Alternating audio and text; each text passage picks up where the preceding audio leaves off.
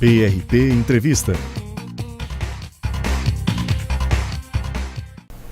O nosso assunto agora é saúde e, mais especificamente, é a compulsão. Para falar sobre isso, nós convidamos o psicólogo cognitivo comportamental Alexandre Caprio. Alexandre, obrigada por você aceitar o nosso convite. É um assunto que é muito importante e é grave. Essa compulsão que as pessoas têm, seja por...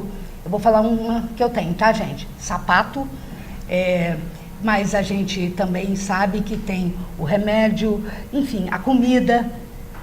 Como que o psicólogo trata esse assunto? E se é realmente preocupante ou é uma coisa só da minha cabeça? Bom, primeiramente, bom dia, Marisa, bom dia a todos vocês que estão nos assistindo. Olha, compulsão transtornos são coisas da nossa cabeça mesmo, e a compulsão ela tem se alastrado. Compulsões elas estão se tornando uma verdadeira preocupação hoje para os terapeutas, porque ela toma conta da vida da pessoa até causar um desequilíbrio tamanho que desestrutura a vida profissional, a vida financeira e também a vida pessoal. Nós temos algumas compulsões mais que vão tomando mais conta da nossa comunidade. A compulsão alimentar é uma. Dentro da compulsão alimentar você tem ali as pessoas que são viciadas em chocolate, são chocólatras, né? E aí tem um monte de estudos sobre isso, sobre o prazer que o chocolate desperta na pessoa, mas também aquela questão de você o tempo todo estar fazendo aquele movimento de levar algo até a boca. Tem gente que não consegue assistir filme sem uma bacia de pipoca na frente. Tem a compulsão por compras, você falou de sapato. Olha, eu me divirto perguntando para as mulheres quantos pares de sapato elas têm. Ai, eu não vou nem responder, mas olha, ultimamente eu já ando dando bastante. Mas já me fizeram essa pergunta e eu parei e falei assim, meu Deus. É grave. Eu tenho um closet de sapato, eu já cheguei a ter 130 pares. Pura compulsão. Eu conheço mulheres que têm 300. Estou triste, vou para o shopping e compra um, né? Compra. Por que a pessoa precisa comprar para se sentir bem? Por que às vezes a pessoa precisa comer para sentir alívio? Nós temos compulsão sexual, nós temos compulsão por jogo. A pessoa não consegue parar de jogar. Pela bebida, pelo cigarro. As drogas, elas já é uma questão de dependência, mas o mecanismo é muito parecido. A pessoa depende daquilo para obter algum tipo de alívio. O que é a droga? A droga, você recorre ao cigarro, por exemplo, quando você está nervoso, quando você está irritado, e depois aquilo vai se tornando um hábito cada vez maior, a substância, você vai aumentando a dose da substância no sangue, e aí aquilo vicia. vai piorando. Aí é o vício. Vicia. Agora, sobre compulsão, Marisa, eu tenho um pensamento próprio. Eu acredito que um dos grandes problemas da compulsão é a ausência, a falta de prazer em outras atividades da vida. Se você parar para pensar, uma pessoa que tem prazeres diversos, ela não consegue, ela não depende de apenas um. Imagine que a comida ou as compras tornam-se uma válvula de escape para aliviar a tensão do dia. Então você faz a pergunta correta: por que o dia está tenso? Porque a pessoa ela entrou naquele estado de tensão para depender daquela válvula de escape. Então, às vezes, a pessoa vai tratar a compulsão e ela não consegue aliviar aquele vício ou aquela compulsão. Por quê? Porque ela não eliminou o causador. Então, se você começar a pensar, olha, você tem prazer no seu dia a dia? Você consegue se sentir bem na tua equipe de trabalho? Você consegue se sentir bem com a tua família?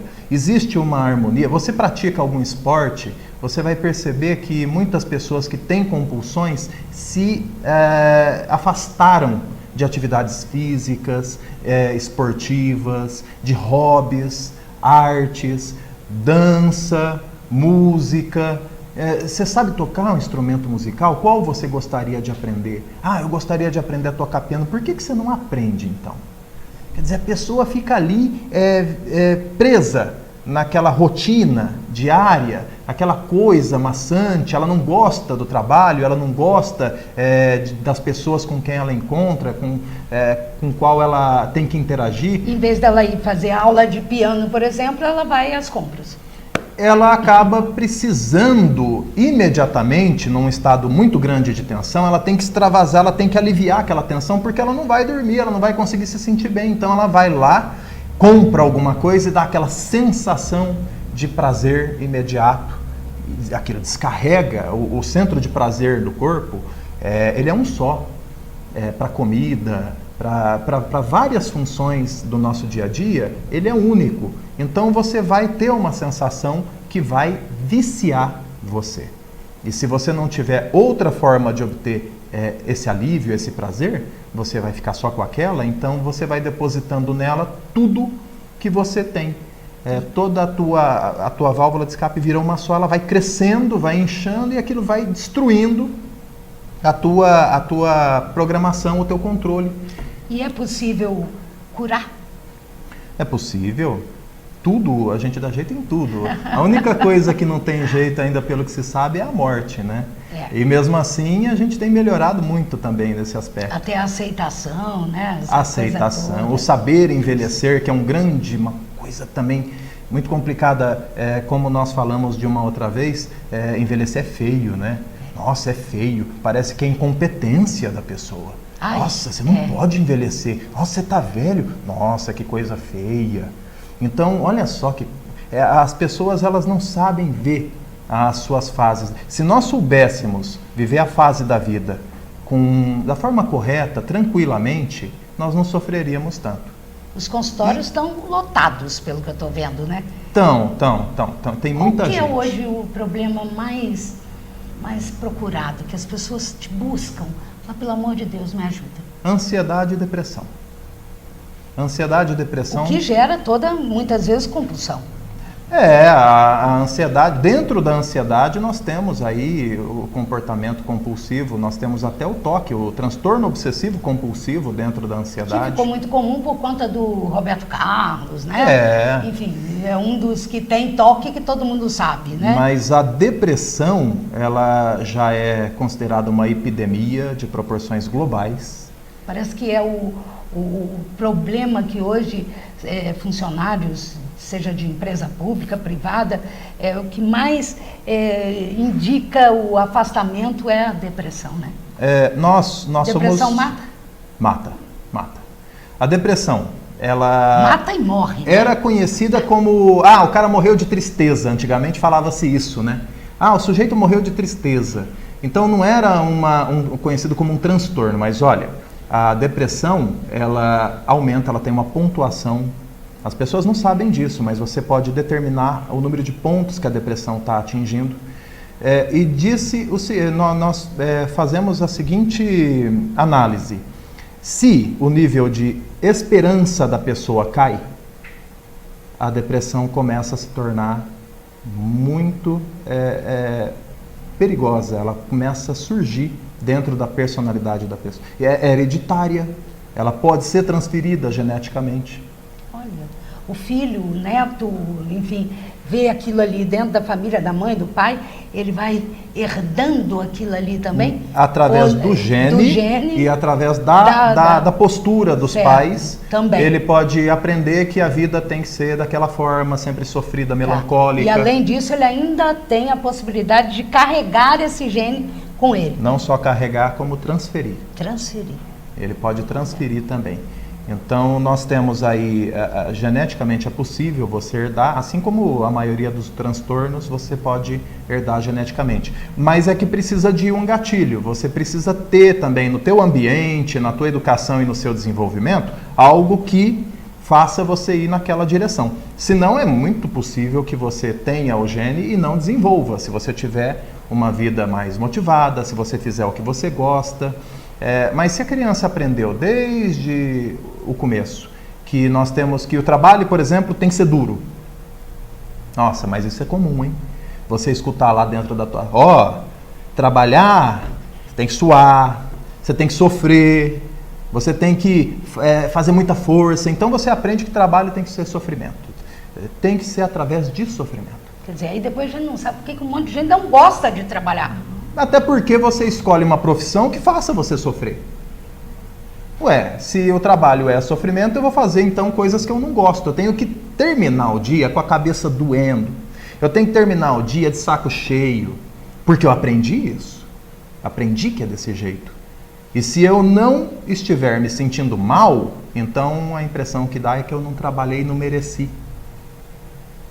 Então a pessoa associa o sofrimento ao merecimento. Aí a vida fica muito pesada. É claro que acaba recorrendo a compulsões, a prazeres imediatos, a remédios. Olha, eu não estou aguentando mais, eu vou ter que tomar um remédio para dormir. E a automedicação, então... o pessoal está tomando remédio como se fosse doce. É um problema. As pessoas conversam sobre, estou tomando um remedinho e faz, então me dá, qual que é o nome? Aí vai lá, manda também manipular, o que é bom para você pode não ser bom para mim. A automedicação, não adianta negar que hoje as pessoas, eu acho que vem de um conceito de nós acharmos que o ser humano é uma máquina, é mais parecido com um produto fabricado, né? Então nós queremos consertar. Tem pai que às vezes me procura e fala, olha, o meu filho está com um problema. Você veja o que você faz com ele aí. Olha, isso aqui não é assistência técnica. A psicologia não vai consertar o seu filho. Nós não temos como remediar uma situação e simplesmente eliminá-la. Mas acontece que as pessoas, principalmente com transtornos de ansiedade, depressão, estão recorrendo apenas à medicação. E a medicação, o próprio nome diz, ela remedia, mas ela não soluciona a origem do transtorno. Precisa então de um acompanhamento, um tratamento, uma terapia. Precisa. Concomitante aí. Precisa. É por isso que nós precisaríamos ter psicólogos em postinhos de saúde em escolas, para que a gente tenha uma melhoria da qualidade da saúde nesse país. E não ir buscar só, eu acredito, quando eu tiver problema. Eu posso estar remediando vários problemas também, não é? Evitando Exatamente. vários problemas se eu tivesse essa equipe disponível num posto de saúde, por exemplo. Claro, é um sonho, claro, Alexandre? Claro. Oi? É um sonho? Eu acho que a gente tem que parar de ter isso como sonho e colocar como meta. Eu acho que a categoria dos psicólogos precisa se unir e começar a exigir do poder público, dos municípios, do Estado, da União, uma inserção desses profissionais nessas áreas. Porque pensa bem, quando você chega lá, o médico medica e você vai para casa, toma aquele remedinho para dormir. Mas o que é que está causando o incômodo? O que é que tem dentro da pessoa como conceito de vida, qual é o sintoma, qual é a causa, a origem daquela ansiedade? Você vai entorpecer a pessoa e dizer que você resolveu o problema? Não é assim que as coisas funcionam. Eu vou tomar uma pílula para me sentir melhor. É o seguinte, se felicidade viesse em vidro, seria uma coisa absurda de cara, porque até hoje nós não conseguimos fazer uma emoção ser colocada em um frasco. Então nós precisamos desenvolver habilidades para viver melhor.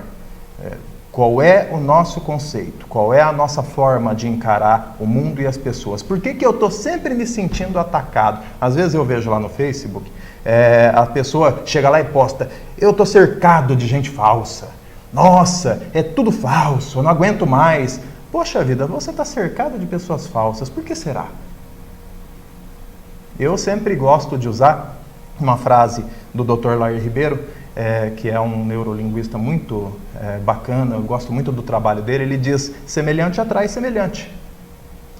Então você está cercado de gente falsa, será que você não está fazendo alguma coisa parecida também? Qual é a tua postura? Você fala mal dos outros?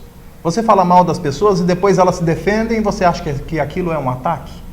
Então a forma de pensar e se comportar é que determina o teu sucesso, a tua insatisfação, a forma como você está vivendo e o retorno que você está tendo das pessoas. Inclusive a felicidade também. A felicidade ou a infelicidade é uma questão de postura, é uma questão de interpretação. Se a vida é sempre um pesar, se é sempre uma obrigação, ou se é sempre você é ensinado desde cedo a desconfiar ou a ter medo das pessoas, então é claro que você não vai viver bem. A gente falou em compulsão de sapato, compra, demos aí uma pincelada na questão do toque. A compulsão pelo poder, ela existe também? A gente vê aí essa coisa que tem gente que se agarra e fala, não quero, não vou sair daqui. Não é só o poder político, não. O poder dentro de uma empresa, enfim, ela também pode ser tratada? Você falou do toque. O toque, ele merece, eu acho que um quadro só para ele. Porque o transtorno obsessivo compulsivo, ele é uma coisa que também cria muitas vítimas hoje. É um pouquinho diferente da compulsão, porque é um pensamento obsessivo que gera um comportamento compulsivo. São pessoas que não conseguem nem, às vezes, por exemplo, a mania de limpeza, não conseguem nem colocar a mão em uma porta para abrir, porque, olha, um monte de gente já colocou a mão aqui, que germe será que tem aqui? Eu vou me contaminar, o que será que pode acontecer? Ou então é aquele sujeito que vai conversar, ele não pode ver um quadro torto na parede, porque senão ele tem que ir lá endireitar. De qualquer jeito. Consertar a caneta, o telefone, enfim. Exatamente. Né? Aquela Exatamente. Coisa Conheço algumas pessoas assim. Então, fica preso. É um pensamento obsessivo que gera um comportamento compulsivo. Ele não faz nada mais a não ser aquela preocupação ali. Não consegue. E você falou da sede de poder. É muito perigoso. Por que a pessoa precisa de poder? Será que no fundo, ela não se sente sem? Será que no fundo, ela não se acha um zero à esquerda, um nada, sem aquele cargo, sem aquele título?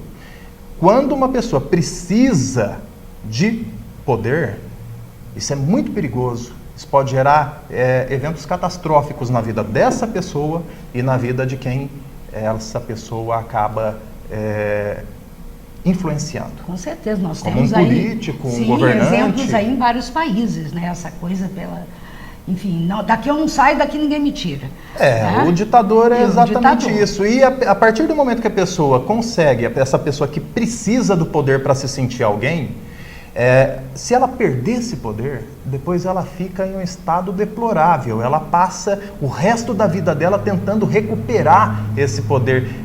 O pessoal que está nos assistindo deve conhecer, às vezes, algum político que perdeu o poder e depois ficou amargurado, com aquele ódio, com aquele ressentimento, porque precisa desesperadamente sentir aquilo de novo, nem que seja mais uma vez.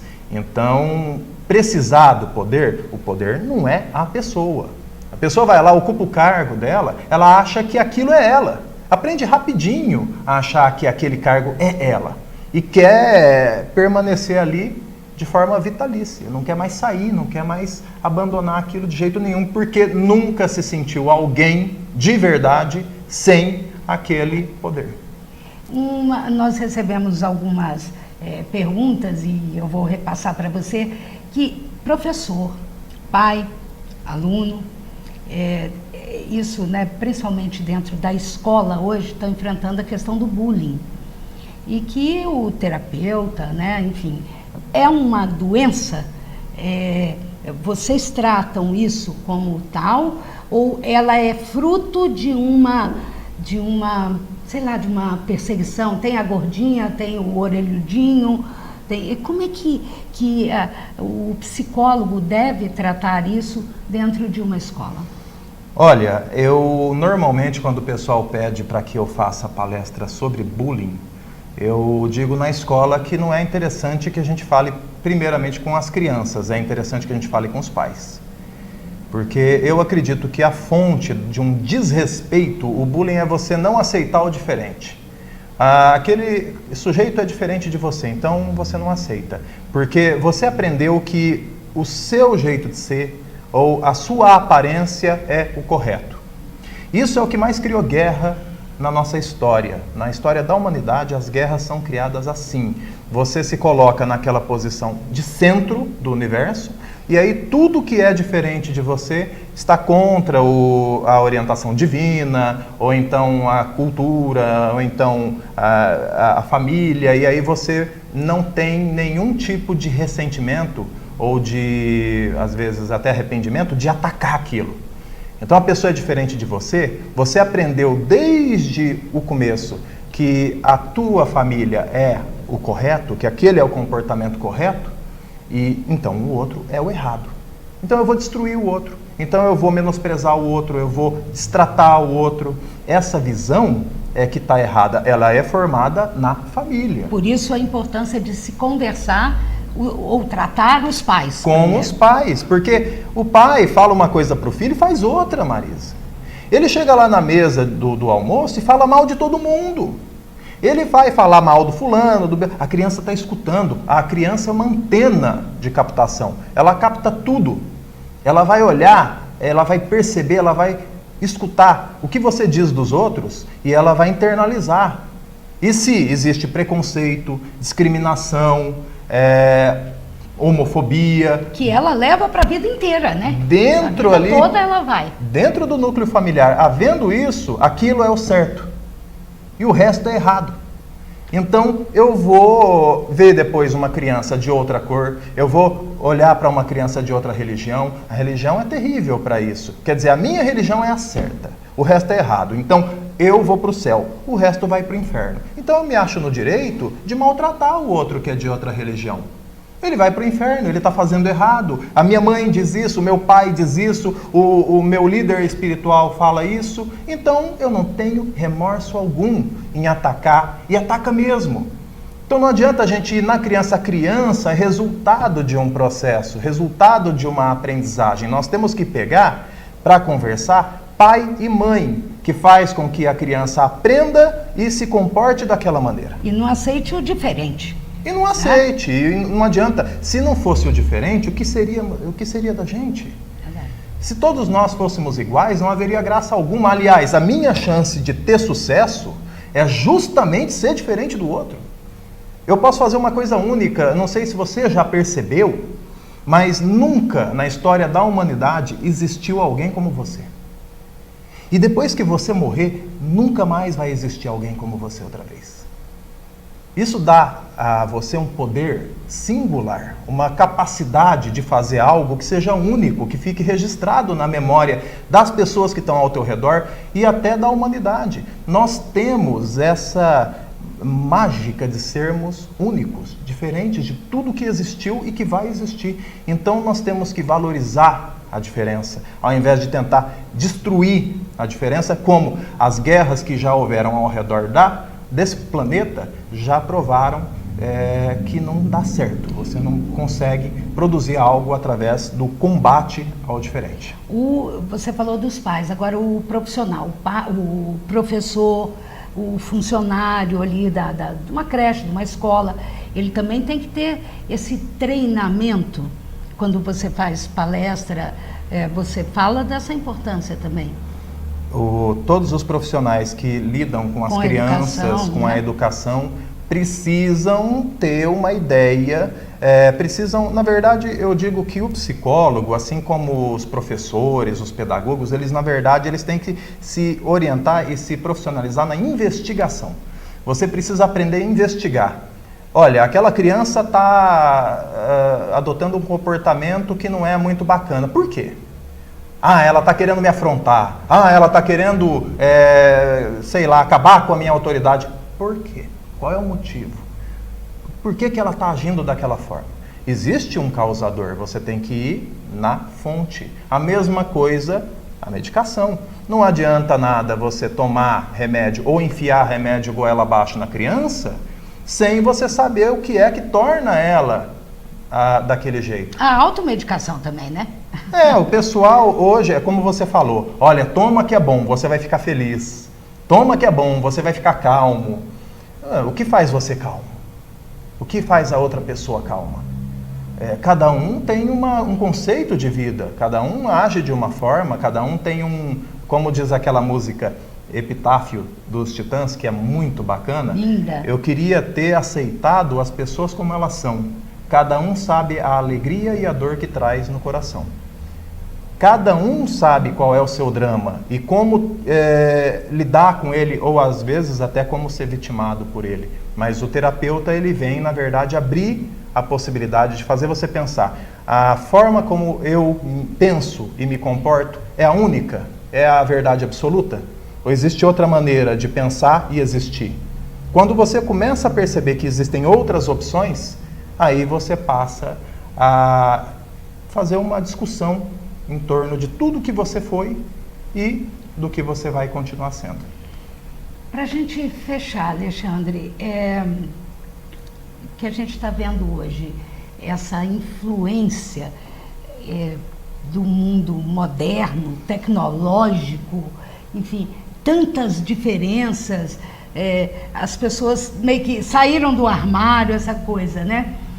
Você como terapeuta, como psicólogo comportamental, tá hoje, a gente está diferente, nós seres humanos estamos diferentes, ou é esse mundo aí que está produzindo esse ser diferente? Olha, uma boa pergunta, mas eu acredito que nós estamos sempre procurando se agrupar. E nós seguimos tendências. Então, e é importante se agrupar? O homem se agrupa. O homem, ele chegou onde chegou em grupo, nunca sozinho. O homem não sobrevive sozinho. Então, nós fazemos como as zebras, a gente procura ficar sempre junto. Você quer ver uma zebra infeliz, é você largar ela sozinha. Ela não se sente mais bem, ela fica desesperada tentando voltar para o bando dela. Ali é que é gerada a força da nossa espécie. Então, como grupo, nós temos muito mais força e nós estamos sempre procurando criar coisas novas, potencializar a nossa energia através do outro, O que seria do psicólogo se não fossem as outras pessoas? O que seria da sua profissão, jornalismo, se não fosse o telespectador? Nós precisamos do outro para existir. Sem ele, nós não temos identidade. Aliás, nós nem escolhemos o nosso nome, o lugar onde nós íamos morar, os nossos vizinhos. O outro define a nossa forma de ser, de existir. Então é muito importante que nós estejamos inseridos, mas tomar muito cuidado para você não começar a fazer coisas que o seu grupo quer que você faça só para você se sentir aceito. Você tem que se aceitar primeiro para ser aceito. Você tem que se respeitar primeiro para ser respeitado. Você tem que se amar primeiro para ter a chance de ser amado. Se você não fizer isso, se você não se respeita, ninguém vai respeitar você. Parte de uma mudança interna para que você consiga produzir os seus frutos com alegria, com paz e com tranquilidade. Te agradeço, te convido mais uma vez, claro, para você vir mais vezes. A TV PRP está aberta, mais para frente, em época de eleição, vamos voltar a falar de postura, que é importante. Enfim, a casa é tua, fique sempre aberta aqui, né? Claro, a porta para que você venha orientar a gente, dar aquele caminho, onde, pelo menos uma luz, para onde a gente deve seguir. Eu agradeço muito a oportunidade que vocês me ofereceram. Eu estou à disposição e o transtorno, uma coisa que é importante nós deixarmos bem claro, é que o psicólogo não fica tentando equalizar, equilibrar o indivíduo, ele potencializa as coisas boas do indivíduo. O equilíbrio, se você parar para pensar, não existiu na história da humanidade um gênio equilibrado. Uma pessoa que produziu coisas incríveis, perfeitamente equilibrada. Às vezes nós não percebemos isso, mas é o desequilíbrio que cria algumas grandes maravilhas da humanidade. De vez em quando ser louco, então, pode dar bons frutos. Se você puder ser um louco consciente... Um louco do bem. Né, o problema é você não controlar a loucura, né? Sim, sair nesse dia de fúria. Mas sim, você ter uma irreverência, você saber aproveitar tudo que a vida pode oferecer, ao invés de ficar selecionando só as coisas ruins e transformar a sua própria vida no inferno. Uma pessoa me disse uma vez, eu acredito muito no que ela falou, que o inferno é aqui. Nós criamos ele. Nós podemos fazer o nosso céu e o nosso inferno. Isso depende da nossa interpretação de vida. Não tem nada bom ou ruim no mundo. É a visão que você tem que determina aquilo. Mas a maior parte da nossa evolução, do nosso desenvolvimento, nós devemos aos problemas que nós enfrentamos. Se não fossem eles, nós nunca teríamos chegado onde nós chegamos. Então, isso é como uma escada. Você pode usar os seus problemas para parar a sua vida e travar as suas emoções. Seja depressão, ansiedade, droga, vício, o que for. Na verdade, os transtornos, eles são um travamento. O indivíduo ele não conseguiu ir adiante por algum motivo. Ele não conseguiu desenvolver a existência dele da forma adequada. Ele passou a ser vítima de uma forma, de uma disfunção mental. E isso tem uma causa, tem um motivo. Cabe a nós regularmos esses pontos para que a pessoa possa continuar progredindo, continuar fazendo dos problemas um degraus para que ela possa cada vez mais ir para longe, para cima, ao invés de simplesmente parar na frente deles e ficar acuada. Bom, obrigada mais uma vez. Volte sempre, hein? Prazer foi meu, muito obrigado e até mais, até a próxima vez. Bom, obrigada mais uma vez. Volte sempre, hein? Prazer foi meu, muito obrigado e até mais, até a próxima vez.